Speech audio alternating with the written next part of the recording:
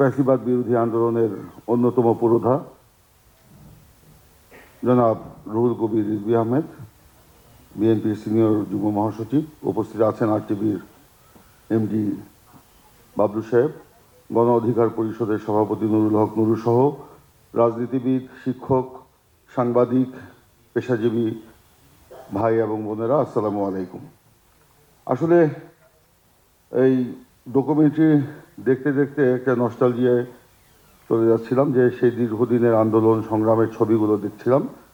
16 বছরের যে আন্দোলন, সেটাকে 36 মিনিট 36 সেকেন্ডের মধ্যে নিয়ে আসা একটা খুবই কষ্টকর ব্যাপার, দুঃসাধ্য ব্যাপার। যাই হোক, ডকুমেন্টারিটা আমার কাছে মোটামুটি ভালোই লেগেছে, যদিও কিছু দুর্বলতা রয়েছে। কিছু দুর্বলতার বিষয়ে নুরুল হক নুরু বলেছেন। আশা করি আপনারা যদি সম্ভব হয় সেটা সমন্বয় করে নেবেন। এই ডকুমেন্টারিগুলো হচ্ছে আমরা জানছি, কিন্তু এটার ব্যাপক প্রচার দরকার। এই প্রচারগুলো টেলিভিশন চ্যানেলগুলোও করতে পারে, অথবা আমরা ডিজিটাল প্ল্যাটফর্মেও আমরা এগুলো দেখাতে পারি। তাহলে আমাদের জনগণের মধ্যে যে এই আন্দোলনটাকে বা এই দিনগুলোর মানুষ কিন্তু মানে বারবার স্মৃতি হয়ে ঘুরে আসবে।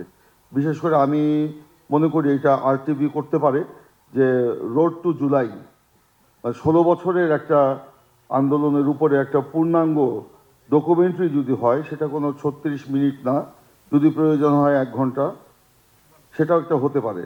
যে রোড টু জুলাই মানে 16 বছরের আন্দোলনের যে প্রেক্ষাপট, যে সেখানে একেবারে কোথা থেকে শুরু হলো এই আন্দোলন সংগ্রামে, এর বাইরে যে চাপা কান্নাগুলো আছে, যে আর্তনাদগুলো আছে, সেগুলোকে যদি আমরা তুলে আনতে পারি। সাধারণ মানুষের অভিব্যক্তি, শুধু শহরের মানুষের আন্দোলন কিন্তু এটা ছিল না।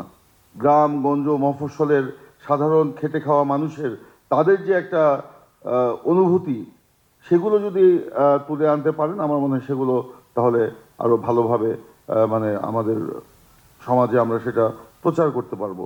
তো যাই হোক, আমি ধন্যবাদ জানাই আরটিভি কর্তৃপক্ষকে, এবং একই সাথে এই ফিল্মটা যারা তৈরি করেছেন তাদেরকে, কষ্ট করেছেন। সামান্য কিছু দুর্বলতা যেগুলো রয়েছে, সেগুলো যদি আরও একটু সমন্বয় করে করা যায়, তাই এটাকে আরও পূর্ণাঙ্গ একটা ডকুমেন্টারি হিসাবে নিতে পারবো। আর আপনাদের এই রোড টু জুলাই আমি একটা দিয়ে গেলাম। আরেকটি আইডিয়া আমার ছিল, কিন্তু আমি আসলে বিভিন্ন জায়গায় বলেছি, কেউ করে নাই। লাস্ট 45 মিনিটস, শেখ হাসিনার পালিয়ে যাওয়ার সর্বশেষ 45 মিনিট, এইটার উপরে যদি একটা কিছু করা যায়, তাহলে কিন্তু আমার মনে হয় সেটাও ভালো হবে। তো এই দুইটা প্রস্তাব রেখে আমি আমার বক্তব্য শেষ করছি। ধন্যবাদ।